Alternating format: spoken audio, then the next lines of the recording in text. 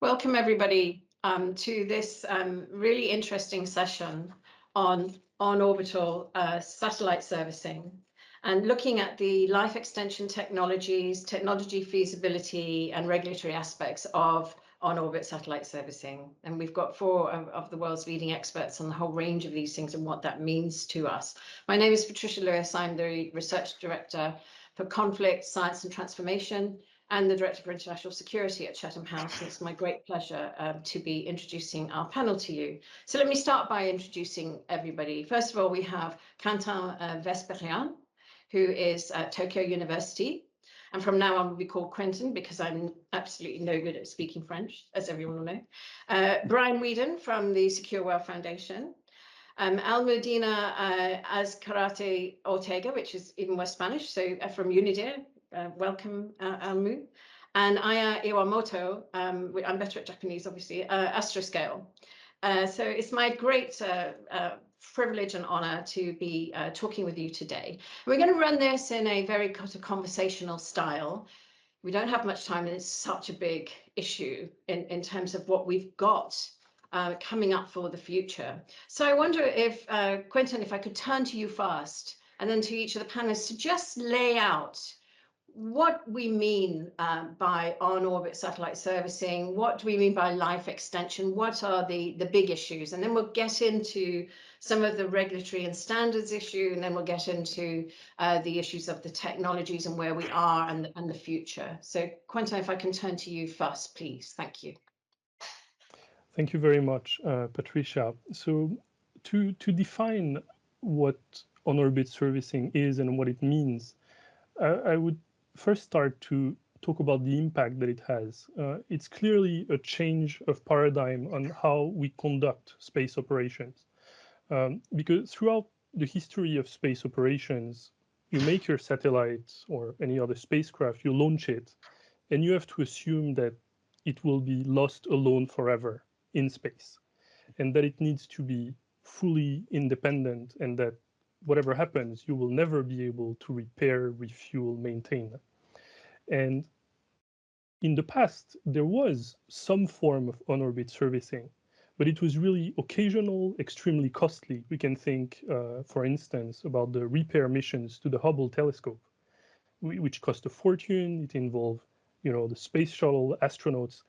And so in our, I would say, modern understanding of on-orbit servicing, what we mean is doing this using robotic means and at a reasonable cost, that it would make sense to do it on a commercial basis. And we have good example with Astroscale here for that. And so this being said, I think others will be better than me to give the technical details, but it could include various kind of actions you will conduct on the satellite. Could be moving it to another orbit, could be refueling it, could be inspecting it at first to see if there was any malfunction.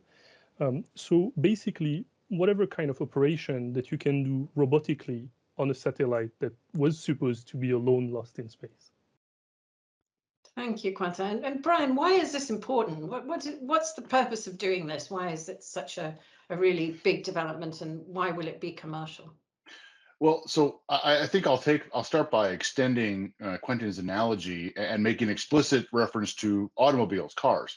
If you think about it, let's say you had to buy a car today that you had to use for the next 15 years, and you could never change the oil, never put gas in it, never fix or repair it. You would have to make much different decisions in buying. It'd be a much more expensive car. It'd be much harder to produce. You'd treat it very differently. But in the car world, we can do all those things, right? We can, you can put in aftermarket radio systems and speakers. You can swap out the tires. You can fix things that go wrong. You can do upgrades. That is the world we're potentially moving to with satellites. And so on the list of potential benefits, you have everything from dealing with things like broken satellites, so they're not just left up there. Maybe you could fix them. Maybe you could refuel them. Maybe you could pull them out of the operational orbit to help just get them out of the way so they're not avoiding collisions, but also upgrading them to extend the lifespan, so that if maybe it's you swap out some components and now it can perform better for a longer period of time. They could become cheaper, more easily accessible. The data and services are more accessible to more people. There's a whole potential world of changes that could come if this is going to be become reality. And I'll just have two more categories to what the ones that Quentin mentioned, and that is on-orbit assembly and manufacturing are often part of servicing, even if they aren't explicitly defined. So this would be, I launch a satellite as a bunch of smaller things that are then assembled on orbit. And the advantage there is the size of your spacecraft is no longer limited by the size of the payload fairing that goes on top of the rocket. That could have, pretty significant implications into the future. So why commercial? Well, what we've seen, as Quentin said, in the past, governments doing some specialized missions, very expensive to develop this technology, use some of these technologies. Then there have been a handful of technology demonstration, sort of early stage R&D done by various governments to try and advance the technology. Now that technology has been picked up, and I think this is part of the broader commercialization trend we are seeing in space, where you've got a lot of companies are coming into the space sector. They've got money from venture capital startups. They've got money from different types of investments, and the technology has come down to the point where it's possible for commercial companies to get into this space, and so they're looking at it as an opportunity to advance the space industry. Back to the automobile industry, think about the size of the market built around supporting automobiles. That is sort of what the commercial draw is for satellite servicing. Thanks, Brian. I mean, this is very Jetsons, isn't it? Finally, we're getting to that stage in our sci-fi reading. So I had to bring in sci-fi there, just a little plug. Albert, can I turn to you? I mean, we're looking very much at the issue of space debris, preventing space debris, maybe fixing space debris. From the UN perspective, obviously, this is a huge step forward.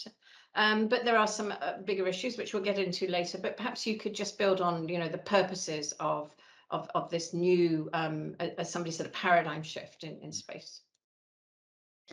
Yes, absolutely. Thank you so much, Patricia. So to build on what has already been said, on-orbit servicing technology has incredible potential to make space even more useful to humankind than it already is, as well as more sustainable. As you point out, space debris is a huge concern, and I'm sure that Aya will be better suited to talk about the technical aspects of space debris removal. But that is one of the really amazing advantages that on-orbit servicing technology can bring to the table, in the sense that all this debris that is out there in space and that poses so many dangers to space technology could be removed in order to make space more sustainable. But there are some concerns. States have raised some concerns regarding the use of this type of technology as well. I think we can see this most recently in the statements submitted to the Secretary General report about Resolution 7536 on responsible behaviours in outer space. Many states indicated that these types of technologies could be considered dual use, and expressed a concern that they could be used in ways that are dangerous or could be threatening to others. I personally think that dual use in this context is a bit of a misnomer when it comes to on-orbit servicing and RPO technology, because they are designed to be used for one specific purpose that is entirely benign in nature. This is providing certain services while in orbit, like Brian and Quentin have explained really well. I think maybe something like dual purpose would be a better term, as this leads to the possibility that they could be repurposed to damage or somehow threaten other satellites, although I do think that is also difficult to achieve. But again, maybe I'm not the best suited here to talk about the technical aspects of these types of technology. However, while perhaps legitimate, these concerns do highlight that the issue is not maybe with the technology itself, but rather with how it is used, with the intent or the action or the behavior of the actors that use these types of objects. And the belief that such harmful use of these objects could be a real possibility also highlights the deep mistrust that exists among space actors, which oftentimes is closely related to a lack of communication surrounding operations that necessitate the use of these assets. So I think the international community is aware of this, lack of mistrust. I think commercial actors have a lot to bring to the table when it comes to these conversations. There is a bit of a disconnect there when it comes to commercial and state, we are trying to bridge that gap at the UN. We're actively, trying to foster projects that is. So I'm hopeful that in the future, this perception of on-orbit servicing technology can be changed so that we can profit from the good stuff and prevent bad stuff from happening, if that makes sense. Yes, I mean, it's true for all technologies, right? So there's the really positive benefits, but there's also always some negative. And the more we can think about those ahead of the game, the better. So I am going to turn to you now to, scope out. Perhaps you could start to look at some of the more technical aspects and where they connect to. Thank you, Patricia. So the thing is, I'm not a really technical person, so I'm not to fit to explain technology aspect, but I can probably share what Astroscale is doing, what we are trying to provide as a service as an orbit servicing. So first of all, I'm sorry I have to mention this. Astroscale is the first private company with the vision to secure the safe and sustainable development of space for the benefit of future generation. And we believe that on-orbit servicing is a solution to realize our vision. And we are the also only company dedicated to on-orbit servicing across all orbital regimes, LEO to GEO. And currently we are working on to provide several solutions or missions, that is life extension in GEO, in situ SSA, in situ inspection service, orbital transfer, active debris removal, and end-of-life services. This is for more like defunct satellites pre-engineered for the servicing, mainly for the mega constellations. So we are working on preparing all these services across all of the orbital regimes. So, so when I said that I'm not a right person to mention about technical, because, well, Astroscale, there are three pillars to promote this. In Astroscale, we are trying to through three pillars, we are trying to present an orbit servicing. One is technology, business cases, business development, and policy. And we are developing technologies, and we are also developing business cases. And policy issue is one of the very difficult one, which I think is to solve, because single country or single company cannot solve at the end. So I hope that we will discuss on this issue in more detail later in the discussion. Thank you. Thank you. I mean, clearly this is, we've got this fantastic new set of technologies. We've got a new way of thinking about space in which we can go and fix things, connect with things, remove debris, extend the lifetime of satellites, do all sorts of things we haven't even thought of yet, probably. And yet there are some real worries about it, right? So the worries, I think, are about, the use of these types of technologies, perhaps for nefarious purposes, not for necessarily peaceful purposes that they could be used. So how do you build a structure in which these technologies are clearly for the peaceful purposes and the intent is there for what they'll be used? There will be things that will go wrong too. I mean, we will be up there trying to remove debris. We may be creating debris through things that go wrong. So how do we deal with accidents, mishaps, etc.? And we've got all sorts of regulatory and legal frameworks for dealing with that already.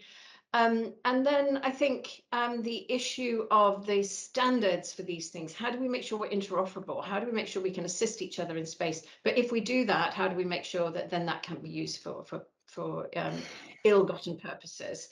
So I'm going to turn now to Brian to just kick us off on that. And Brian, if you could say a few words about the regulatory framework, and then I'm going to go to Almu and talk to her, and then Quentin, and then Aya to just hear that. And if I could ask people to be briefer than I've just been, that would be great. So space is unique compared to other domains of activity in that through the Outer Space Treaty, we have a situation where states are responsible for all of their actions in outer space, both states by the government, but activities by the government, but also by their private sector actors.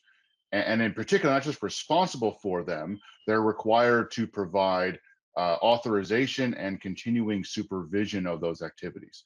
So that is a legal requirement at the international level that is already on all these countries that are now going to be conducting things in space. And even if I'm a commercial company, there is some country that is responsible for my activities in space. So that is the very broad framework. The big question is, how do countries put in place the national policies and regulatory framework to implement those requirements? Traditionally, this has been on sort of like a pre-launch licensing framework, where if I want to launch a satellite, I do some paperwork with the government before it launches. I kind of, I might pay a fee, I might get, talk about how I'm going to be using it, and then they give me a license, the satellite gets launched, and the government's role after that is pretty minimal because the satellite's just going around and around doing its normal thing. The question is, how does that change when you now have these servicing satellites going up that are being more active, they're moving around in different orbits, they're interacting with other objects, they're raising all these potential safety, transparency, security concerns? What does that framework look like? And that's a discussion there's several countries are actively working on trying to figure out what that looks like for them. Almu, this is obviously a hot discussion at the UN, and we've got the responsible behaviour in space resolution that you mentioned. There have been attempts, through Vienna, through Geneva, to address these issues for many years. And how likely do you think it is that we're going to end up with a regulatory framework and that will help us, make this possible and feasible for the benefit of all? Well, I don't know how likely it is. As you mentioned, there is Vienna, there is Geneva. As you may know, in the UN, there is a bit of a division when it comes to discussions on space matters. Geneva handles everything that deals with security, disarmament, whereas Vienna deals with everything that has to do with the peaceful uses of our space. This makes sense from a theoretical perspective, but from a practical perspective, there is a bit of an overlap sometimes. Sometimes the conversations can be, they can overlap, or they can be, very different in one form or the other. I think the resolution that I mentioned, the 7536, well, I think it's a great step forward because it gives voice to states to highlight what their concerns are, what their proposed solutions are, instead of previous attempts that we have seen at the UN level, where you have a group of states that gather together and they come up with a method to solve these issues on their own. Like, for example, the European Union Code of Conduct is an example of this. The European Union did it on their own and then proposed it to the international community as a whole. And some didn't really take kindly to it because they would have liked to be part of the conversation as well and be able to raise their concerns. And so I think this resolution has established a process that could move things forward in a very positive way. It has served to highlight that states that maybe have very different degrees of space activities have very similar concerns. So it's been very useful to build common understandings and build bridges between states. And I think that could hopefully lead to a solution in the near future. I don't know what the nature of the solution will be, whether it's binding or non-binding, that remains to be seen. But I think it's good that the discussion is moving forward in that sense. Thank you very much, Almu. I mean, Quentin, the discussion that we're hearing through the regulatory framework, one of the things that keeps getting missed out is the issue of interoperability standards. You know, how do we make this actually work? Can you give us some thoughts on that, please? That's and I agree with you, really the key element into how we will kind of really implement this in a large scale, I would say, because technically it's complex to conduct on-orbit servicing. What I mean is, if you have a target that you want to service, doing it to a fully uncooperative target is extremely complicated and therefore most likely extremely costly. So to increase the... Can you just for a second, just back up and talk about the cooperative versus the uncooperative in this regard, because it may not be obvious to everyone who's not Sure. fully au fait with the, you know, the terminology. Sure, sorry about that. So basically the idea is that to conduct this very complex operation of going to a satellite, understanding its attitude, the way it moves, so that you can approach it, grapple it, and then do whatever operation you want to do on it. If you have no way whatsoever to coordinate with this satellite, we call that an uncooperative target. However, what seems to be the trend in the sector is that the satellite that will be the target that will be serviced should be designed in advance to facilitate a future servicing. And to kind of enshrine this design practices, we need standards that will help build the satellite in a way that make it serviceable and cooperative, or I would say semi-cooperative, if it's not really operable anymore. And these standards are extremely important in the sense that depending on what you choose and what you promote, it could give a clear advantage to a specific company, a specific approach, even a specific vision on how to conduct this kind of operations. And in terms of, I would say, international affairs, it means that countries should, in a way, fight to try to push and promote internationally standards that will benefit their national champions.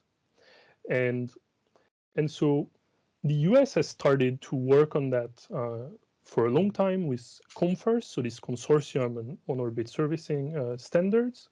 That is, to be fair, not a fully American initiative. I mean, it was initiated by the US, but everyone can participate.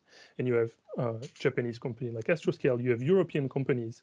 But still, from the perspective of other countries, they feel like the US is taking the lead and will impose on the world its own standards. And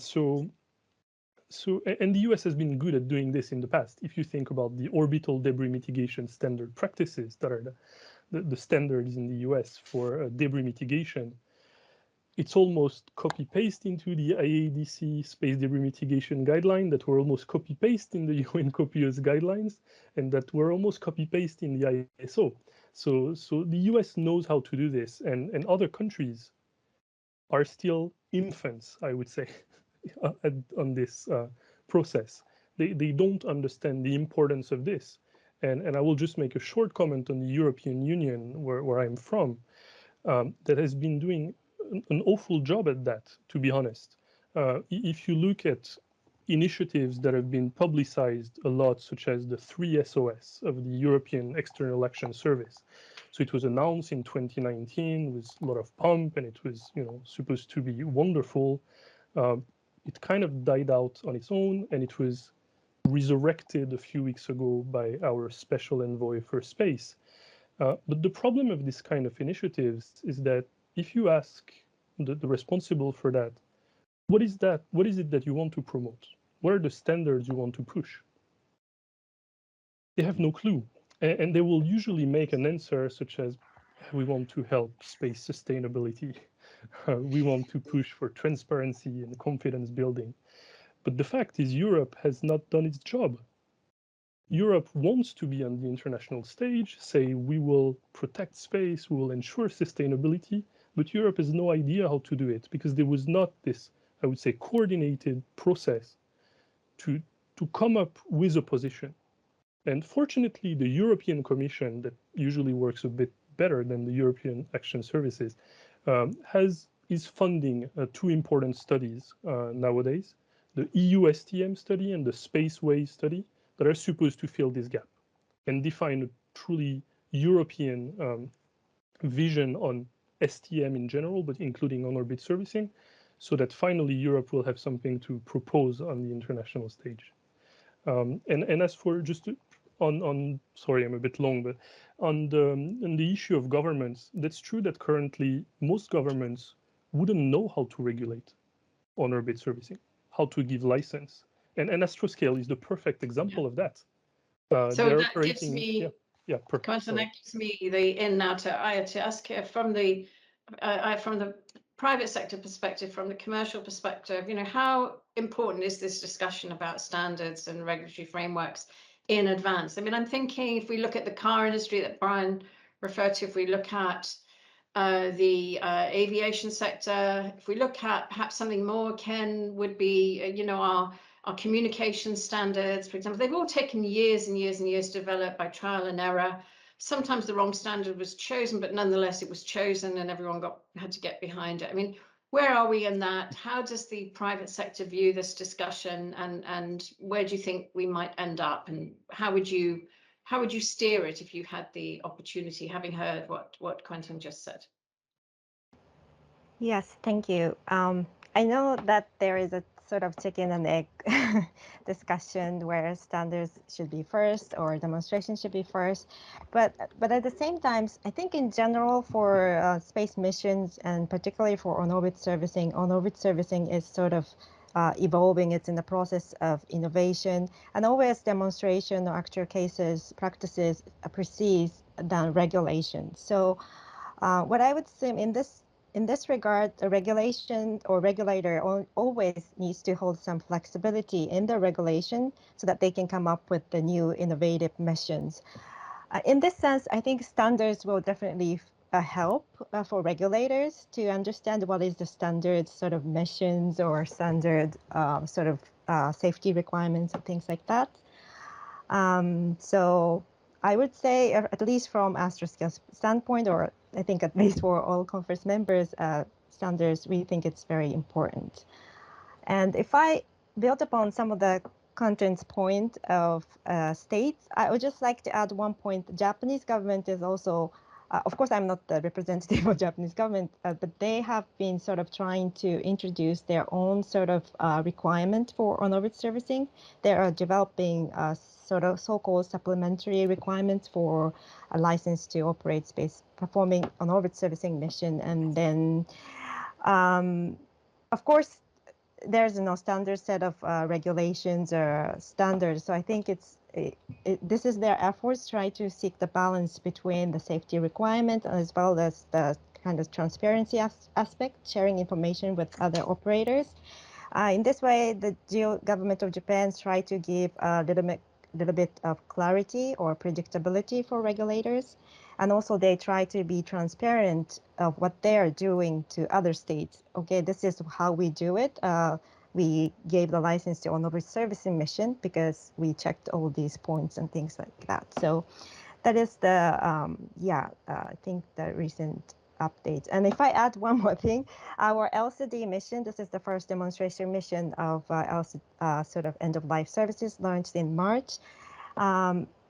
This LCD satellites, I have a sort of this thing with me, but it was licensed in UK, registered by Japan, launched in Kazakhstan using the Russian launching services. So on-orbit servicing itself is very global in nature. Therefore, of course, regulation standards, regulations is important, but why the global standards is important is because on-orbit servicing is very global in nature and involves multiple states. Therefore, it's important. That is how I see it. Thank you. Closer to the camera, Aya. Let's have a proper look. Yeah, sorry. It's a little bit blur because of my. So this is also the mission. It has magnetic plate, and this is client. We don't call it target, by the way. we call it client and servicer, and prepared and unprepared instead of cooperative and This is the cooperative. meeting. This is the meeting of the service provider and the client, right? In space. Yes. Lovely. Thank you. Very pretty. Can I, Almu, how much of this is being discussed in the discussions that you're seeing in Geneva and New York and Vienna? Is this on the agenda of those determining the regulatory framework? So it's not as specific as the discussions that are happening in the commercial sector, that's for sure. It is part of the general discussion about general activities in outer space, behaviors in outer space. But in fact, this brings me to a point that I wanted to make, which is we have all of these commercial actors coming together to come up with these guidelines like CONFERS, which I think it has been said, I think, by Quentin that it is a US initiative. I think it's funded by a US agency, but it is led by industry. And so I think sometimes states don't fully realize the role that commercial actors can play. As I mentioned on orbit servicing, and I would say every type of space activity is very much international in its nature. And I think it's important that when we talk about these things, we don't just limit these conversations to domestic regulations. They are important, to be sure, but I do fully agree with Aya that it's important to bring these conversations to the international sphere. So while states don't address the issue of on-orbit servicing specifically, with as much level of detail as organizations such as CONFERS do, I think that commercial actors can truly play an important role here because they have the experience, the know-how that states do not have to that same degree. So giving them a voice in this conversation can truly make these conversations and these resulting guidelines truly international. And I think that would be to the benefit of all. Thank you very much. So there's a huge, I think there's quite a gap, isn't there, in terms of knowledge and understanding. So Brian, you know, part of what you do is trying to bridge that gap, right? You bring the technology, you bring the commercial aspect, and you also understand what's going on in the UN. So how do we bridge this gap? How do we, you know, address these challenges so that this new development in technologies so that we can actually, you know, build satellites in space, build constellations in space, fix things, and do it all safely and securely? How would you get that into the international system in a way that policymakers can actually do something useful with it? No, and that is the really big question everyone's sort of grappling with. So let me just pick up on something Quentin said earlier about sort of the, I said about this catch-22. So in our discussions at CONFERS, one of the challenges we have is usually when you think of a standard, you're standardizing sort of the best practice of how to do something. But that means you have to have a lot of practice. And that means you have to allow people to go do things on orbit. And if you're building your regulations off of the industry standards, well, then how do you get the licensing regime in place if there's no standards, and how do you develop standards until you license people to go into orbit? That is part of the catch-22 that we're struggling with. And also companies are in some cases wary of coming down on this is the standard until they've actually done something, until they've gotten some experience and what is the best way to do it, what are the pros and cons. So that is what's happening at the technical level, trying to sort through all these issues. At the international level, you know, we have this there's a question of how do individual countries put in place the national licensing, because they are the ones who are liable and responsible for that. But then how do we harmonize that licensing framework across all the different countries so that when a company like Aya's goes between Japan and the US and France and somewhere else, that they don't have to go with a different regulatory regime each time. And then on top of that, you have the security issues that Amuda sort of was hinting at, of how do you sort of put in place the transparency measures to reassure countries that these capabilities are not being used nefariously, that they're not sort of being hijacked to go off and do bad things to somebody else's satellites.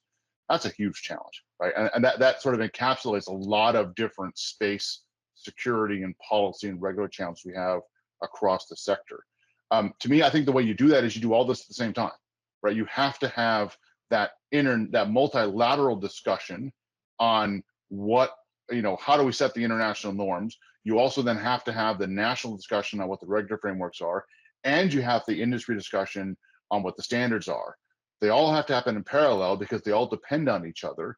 It's going to be messy, but honestly, I don't see another way forward because it's all sort of interlinked between each other.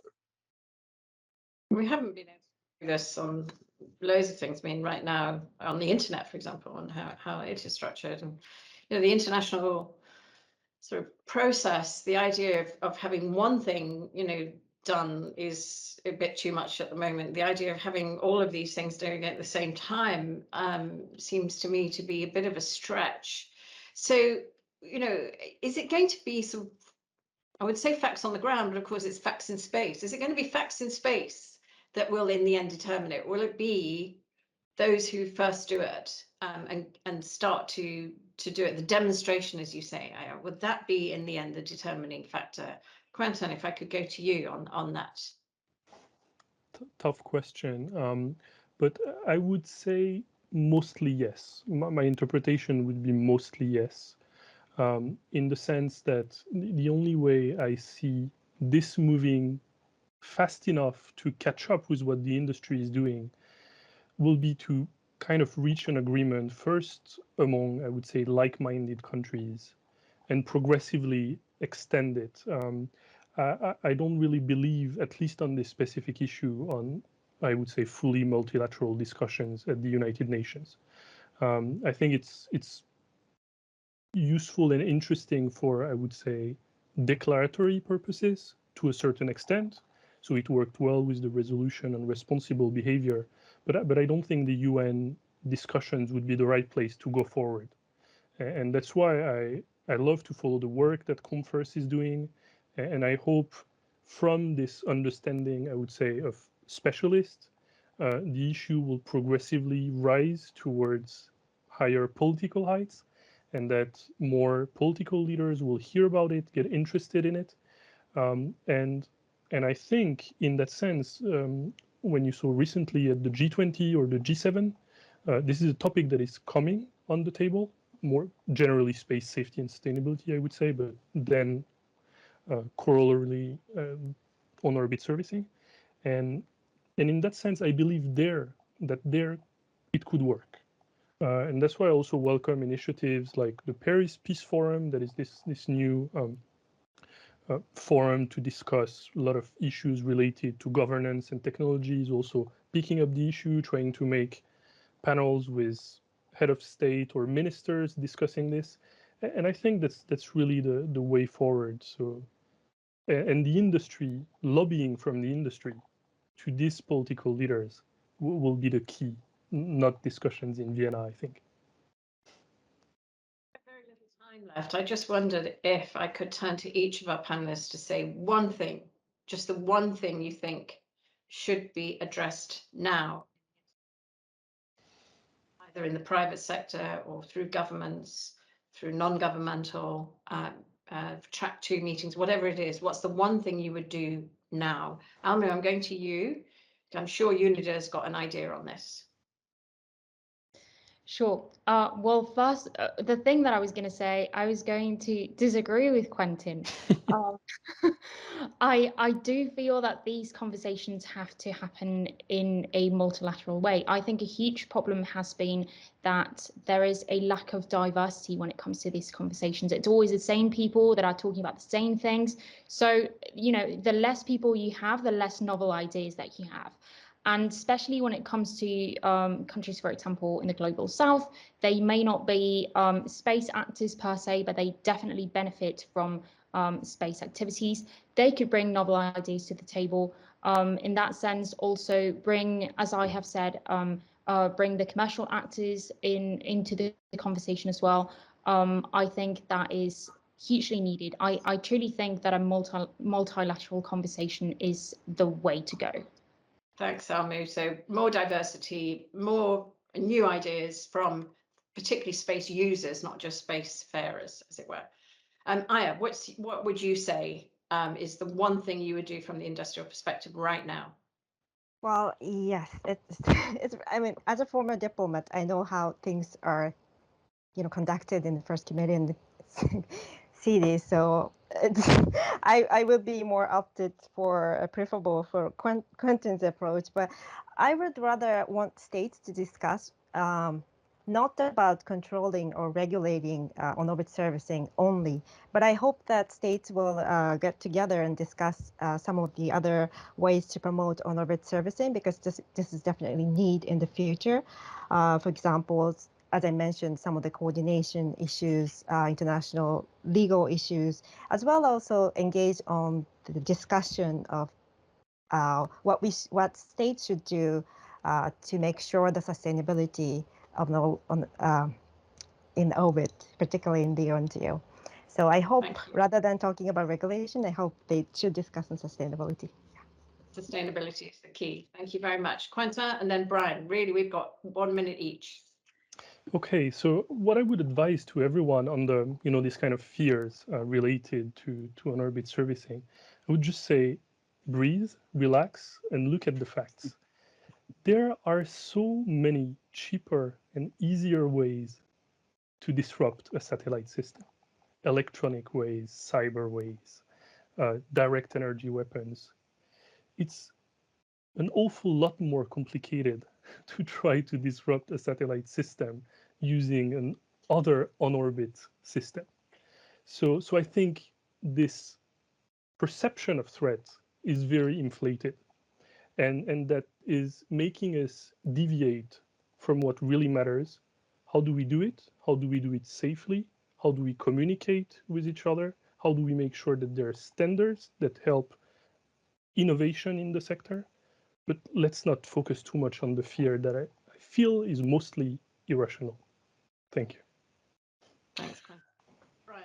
So I think that's a good place. I'll try and build on that. To me, I agree with all three of the people said, that we need a more diverse discussion that includes users. We need to be talking not just about regulation, but about how do we enable these things. And I do think there's something overblown. To me, I think part of this is, can we talk about sort of at the multilateral level, how do we discriminate between the commercial activities and the national security activities? There are countries that are using some of these same capabilities for military uses. And the question is, how do we discriminate between that and this commercial side of things? So then we can have the commercial side go off and do what they're going to do. And then we have a more focused discussion on the security challenges of some of the other things. Here in the civilian world, we have things, we paint ambulances a certain color, we put flashing lights on them, or we give them specific frequencies to operate on. There's a whole range of ways we could do that. But to me, that is sort of one of the more pressing discussions we need to have, is before this sort of takes off and becomes ubiquitous, how do we sort of discriminate between the military uses of these technologies and this much broader commercial civil use? Thank you. I want to thank each of you. I think Quentin's breathe, relax, look at the facts is going to be my motto of the day for a while now. So I want to thank each of you for your generosity, sharing your expertise and your views and opinions, and also your facts. So that was a really interesting session. So thank you all very much. And thanks to the CyFy organizers for allowing us to have this session and discuss one of the most important things for the future.